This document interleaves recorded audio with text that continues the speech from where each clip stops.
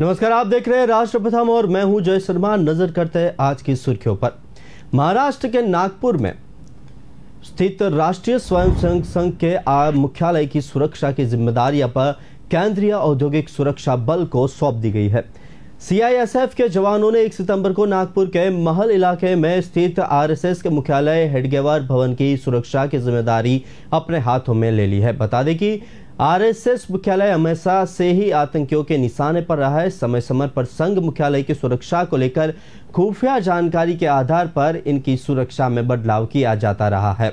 बता दें कि आरएसएस प्रमुख मोहन भागवत को भी सरकार की ओर से Z+ श्रेणी की सुरक्षा मुहैया कराई गई है और उनकी सुरक्षा की जिम्मेदारी भी सीआईएसएफ के हवाले है। अधिकारियों के मुताबिक नागपुर में आरएसएस मुख्यालय की सुरक्षा के लिए सीआईएसएफ के एक दस्ते को तैनात किया गया है। सीआईएसएफ का ये दस्ता दिन रात आरएसएस मुख्यालय की सुरक्षा में भी मुस्तैदी से तैनात रहेगा।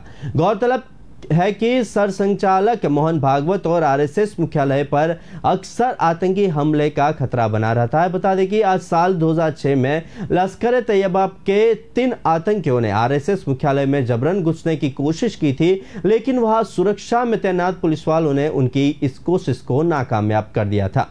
बता दें कि इसी साल मई के महीने में पुलिस के आरएसएस मुख्यालय की रेकी करने के मामले में कश्मीर से जैश ए मोहम्मद के एक आतंकी को गिरफ्तार किया। गिरफ्तार आतंकी ने आरएसएस मुख्यालय की रेकी कर उसका एक वीडियो बनाकर पाकिस्तान में बैठे अपने एक हैंडलर को भेजा था। आतंकी ने इसके अलावा डॉक्टर हेडगेवार स्मृति मंदिर की भी रेकी की थी। पुलिस की पूछताछ में उसने नागपुर में रेकी की बात कबूल की थी। इसके बाद उसके खिलाफ गैरकानूनी गतिविधि अधिनियम की विभिन्न धाराओं के तहत मामला दर्ज किया गया था।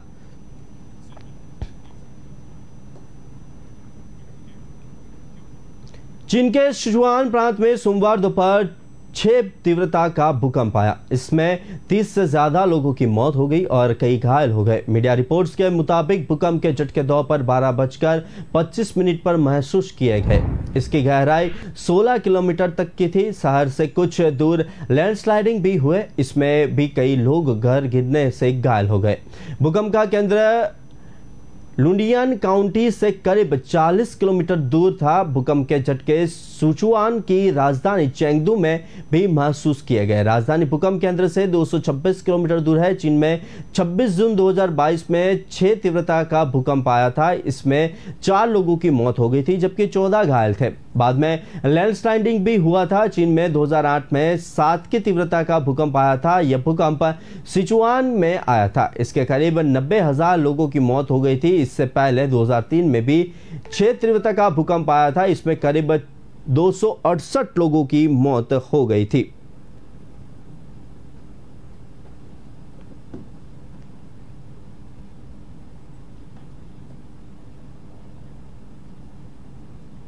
दिल्ली की नई आबकारी नीति को लेकर उपता विवाद थमता नहीं जा रहा है। ताजा मामले में प्रवर्तन निदेशालय ईडी की टीम दिल्ली में कथित शराब घोटाले को लेकर कई शराब कारोबारियों के ठिकाने पर छापेमारी कर रही है। ईडी की ओर से ये छापेमारी अभियान दिल्ली, एनसीआर और अन्य राज्यों में 30 से ज्यादा ठिकानों पर चलाया जा रहा है। इसमें दिल्ली, हरियाणा, पंजाब, तेलंगाना, महाराष्ट्र और उत्तर प्रदेश से कई शहर शामिल है।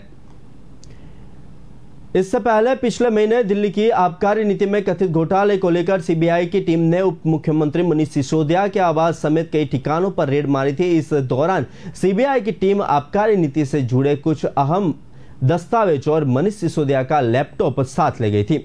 बता दें कि 22 जुलाई 2022 को उपराज्यपाल विनय कुमार सक्सेना ने दिल्ली सरकार की नई आबकारी नीति 2021-22 में नियमों के कथित उल्लंघन और प्रक्रियागत खामियों को लेकर इसकी सीबीआई जांच कराए जाने की सिफारिश भी की थी। एलजी ने यह सिफारिश मुख्य सचिव की ओर से राजनिवास को 8 जुलाई को सौंप दी गई थी और उस रिपोर्ट के आधार पर जिसमें इन सभी खामियों का जिक्र किया गया था, इस रिपोर्ट की एक प्रति मुख्यमंत्री को भी भेजी गई थी।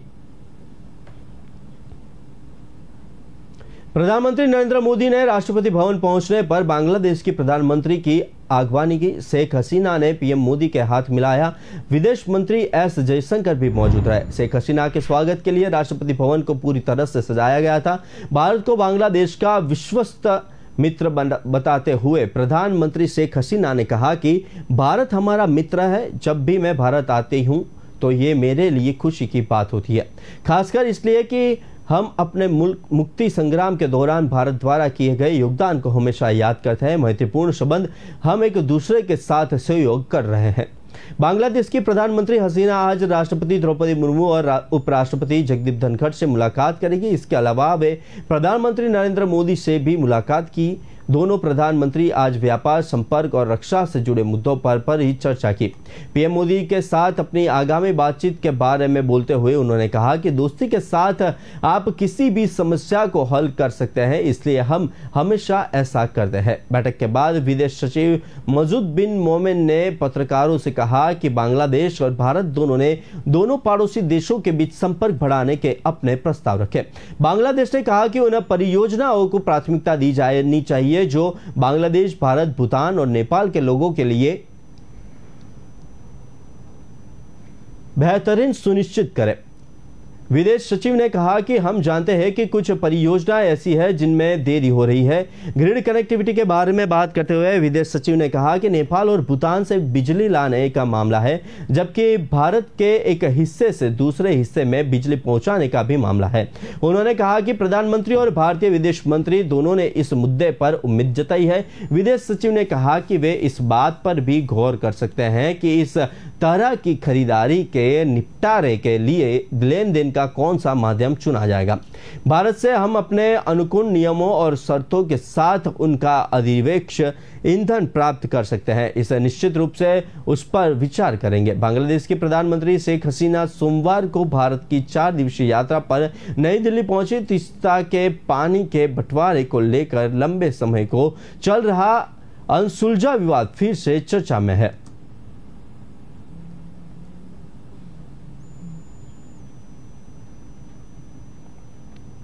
ब्रिटेन के नई प्रधानमंत्री लिज ट्रस आज शपथ लेंगी। शपथ ग्रहण समारोह इस बार स्कॉटलैंड के बाल्मोरल पैलेस में होगा।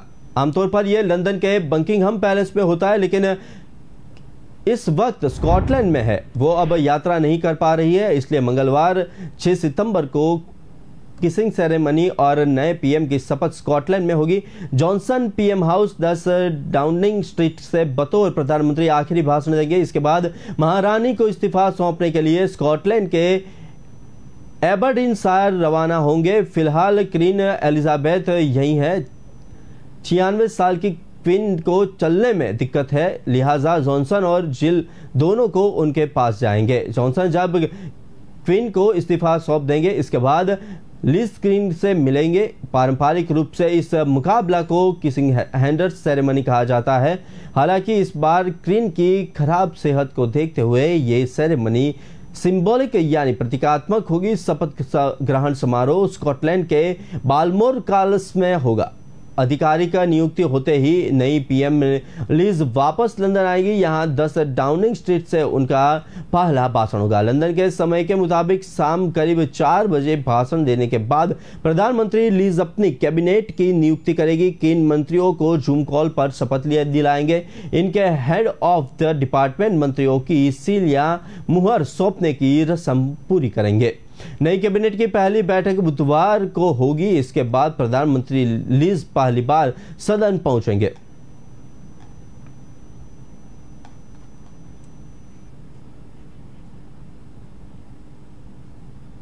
सोमवार को मोदी सरकार ने भारत के औपनिवेशिक भारत से जुड़े एक और नाम को हटाने की तैयारी में है। मोदी सरकार ने दिल्ली में स्थित राजपथ का नाम बदलकर कर्तव्य पथ करने जा रही है। इसके साथ ही सेंट्रल विस्टा लॉन का भी नाम बदला जाएगा। मिली जानकारी के अनुसार 7 दिसंबर को एनडीएमसी की होने वाली अहम बैठक में इस फैसले पर अंतिम मुहर लगा दी जाएगी। गौरतलब है कि प्रधानमंत्री नरेंद्र मोदी ने आजादी के 76वें वर्षगांठ पर लाल किले की प्राचीर से देश की जनता को संबोधित करते हुए कहा था कि हमें आगे बढ़ने के लिए गुलामी की मानसिकता को छोड़ना होगा।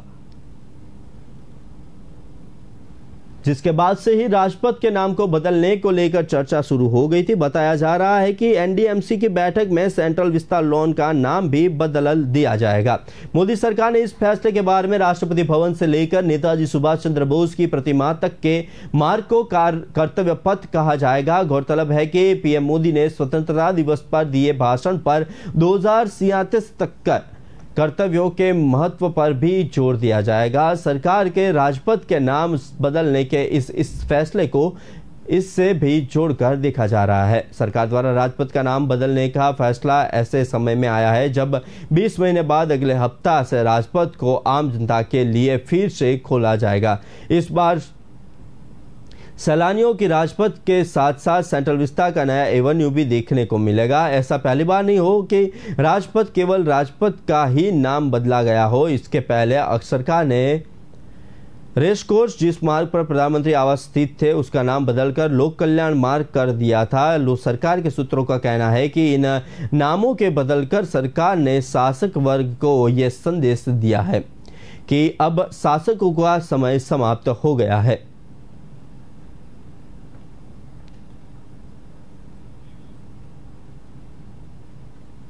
वक्त हुआ है छोटे से एक ब्रेक का, लेते एक ब्रेक।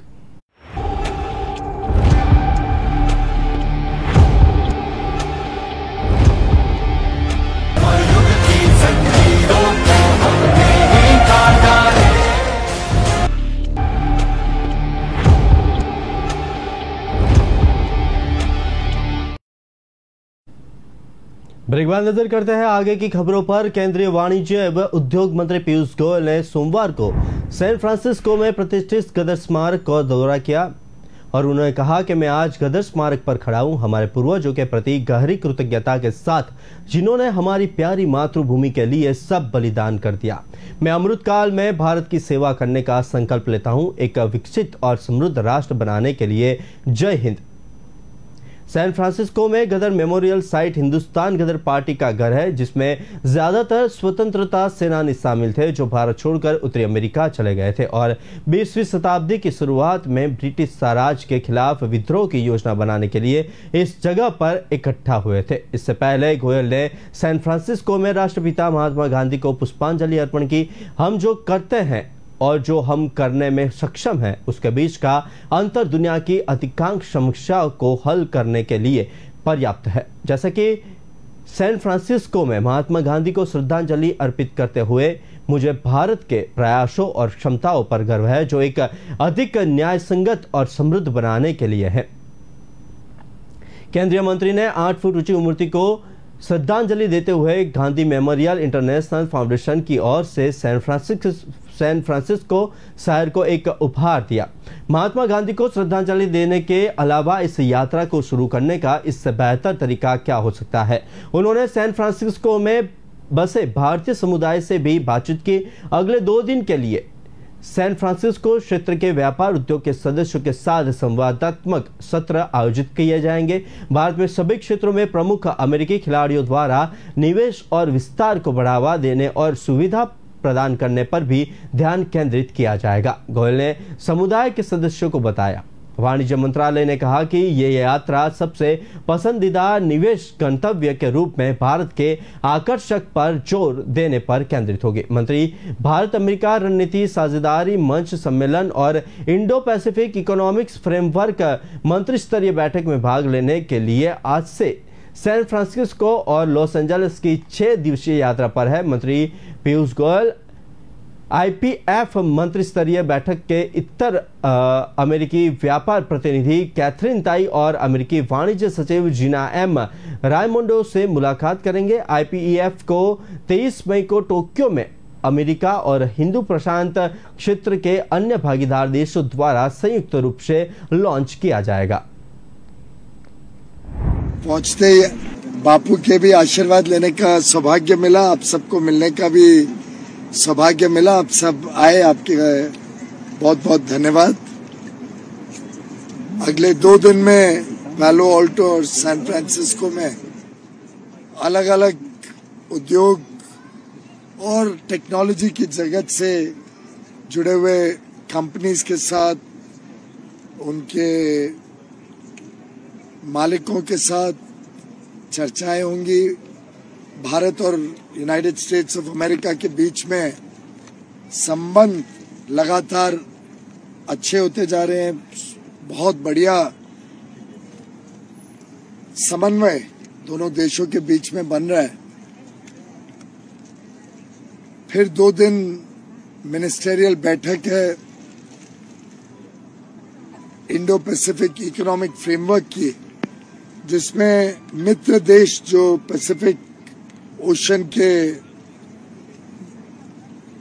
चारों तरफ हैं, उनके मंत्रियों के बीच में एक नया आर्थिक समूह, जिसमें United States of America, Bharat, Japan, Indonesia आदि कई देश मिलके एक लाइक माइंडेड कंट्रीज जो डेमोक्रेसी में बिलीव करते हैं, जो मानते हैं कि ह्यूमन राइट्स की वैल्यू है और जो व्यापार बड़ी पारदर्शिता के साथ करना चाहते हैं, उनके साथ संबंध और अच्छे हों, उस दृष्टिकोण से इंडो पैसिफिक इकोनॉमिक फ्रेमवर्क बनाया जा रहा है, जिसकी 2 दिवसीय बैठक गुरुवार और शुक्रवार को होगी। मुझे लगता है माननीय प्रधानमंत्री नरेंद्र मोदी जी के नेतृत्व में जिस प्रकार से भारत का गौरव पूरे विश्व में बढ़ा है, कई बार मैं विदेश से आए मित्रों को मिलता हूं तो बात करते हैं कि भारत के पासपोर्ट की वैल्यू अब सही माने में हम सबको देखने को मिलती है। आजादी के अमृत महोत्सव अभी हमने बड़े धूमधाम से हर घर तिरंगा लहरा के पूरे विश्व को एकता और एकजुटता का संदेश दिया है। आगे आने वाला अमृत काल, अगले 25 वर्ष में भारत कैसे विकसित हो, कैसे भारतवासी समृद्धि पाए, उसके लिए हम सब प्रतिबद्ध हैं।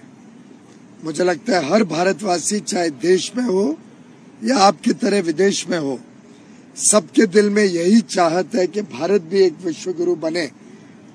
आप भी उतना ही योगदान करते हैं यहाँ रह के, और मेरा विश्वास है कि आपसी संबंध जितने बढ़ेंगे, सुधरेंगे, United States of America, Bharat और अन्य देशों के बीच, उसमें आपका भी बहुत बड़ा रोल रहेगा।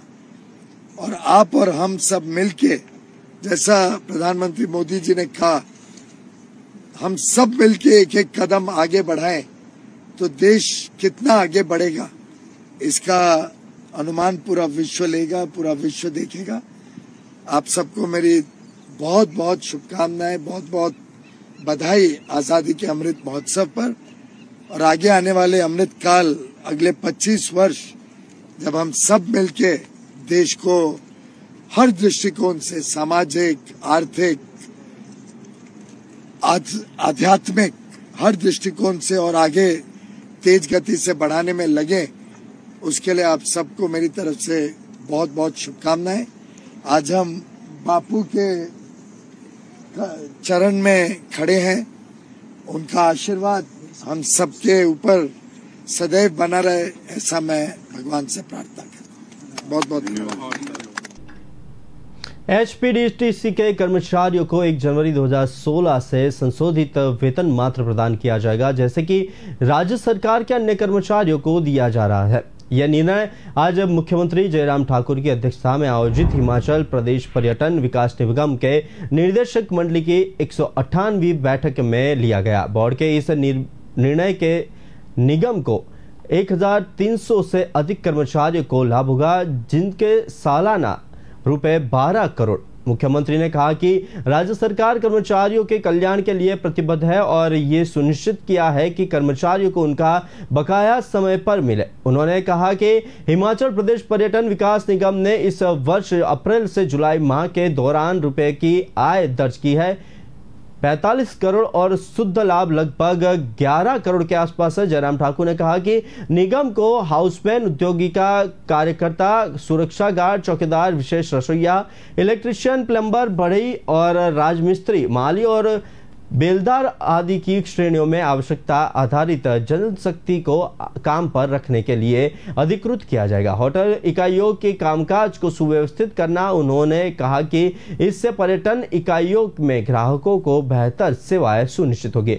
मुख्यमंत्री ने निगम के कामकाज में व्यावसायिकता लाने की आवश्यकता पर बल देते हुए निगम के कर्मचारियों को प्रशिक्षण, पुनश्चर्या और पाठ्यक्रम आदि के माध्यम से प्रेरित कर कार्य संस्कृति में बदलाव लाने की आवश्यकता महसूस की। उन्होंने कहा कि घर में प्रशिक्षण और पुनश्चर्या पाठ्यक्रम होना चाहिए। खाद्य उत्पादन और सेवा आदि में कर्मचारी को प्रदान किया। उन्होंने कहा कि वेबसाइट और अन्य सोशल मीडिया प्लेटफॉर्म के माध्यम से पर्यटन विकास निगम की संपत्तियों के विपणन के लिए और अधिक आक्रामक अभियान चलाए जाने चाहिए।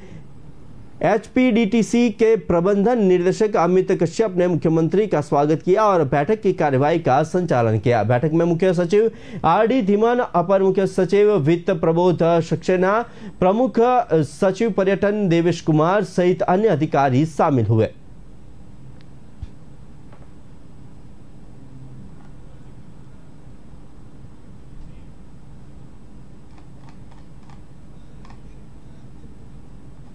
अभी तक जितने भी समाचार थे उतने समाचार में आज इतना ही। आगे समाचार और पढ़ने के लिए आप हमारे वेबसाइट पे भी जा सकते हैं। हमारी वेबसाइट का पता है www.kalamkartavya.com और आप हमारे वेबसाइट पे भी जा सकते हैं और हमारे यूट्यूब पे भी जा सकते हैं। और आप अगले सुर्खियों तक हमारे साथ बने रहे, देखते रहिए राष्ट्र प्रथम। नमस्कार।